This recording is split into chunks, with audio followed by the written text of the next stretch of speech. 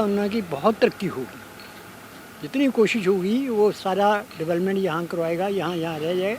ये नहीं है कि हरोली सारे डिस्ट्रिक्ट की, ये मान के चलो कि he is CM of Una district, he is not deputy, he is CM all in all.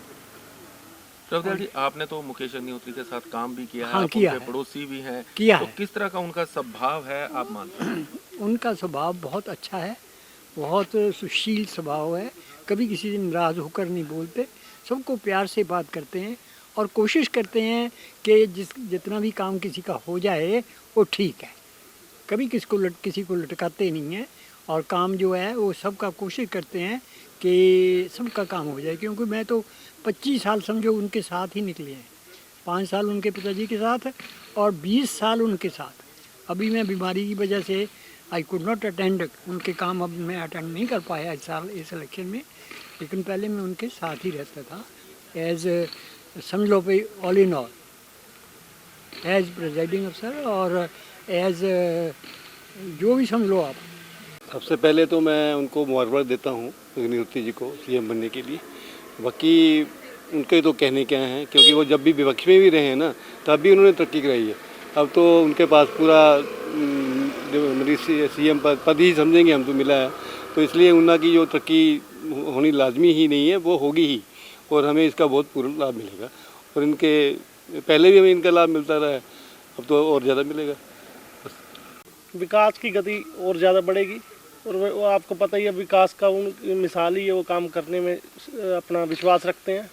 तरक्की तो होगी ऊना की, डेफिनेट है ये तो, पर वो डिप्टी बने हैं, चलो उसमें भी खुशी की बात है, पर ऊना डिज़र्व करता था CM के कैंडिडेट CM के लिए।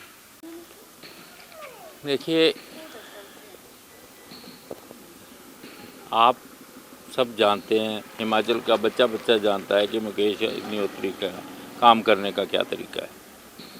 जिस ढंग से उन्होंने अपनी कंस्टिट्यूंसी को सींचा है और अपने डिपार्टमेंट को जो भी उनको जिम्मेदारियां दी गई, जैसे उनको पूरा किया है, जिस ढंग से सबसे आगे निकले हैं, वो साबित करता है कि उनकी सोच वहाँ से शुरू होती है जहाँ आम आदमी की सोच ख़त्म होती है।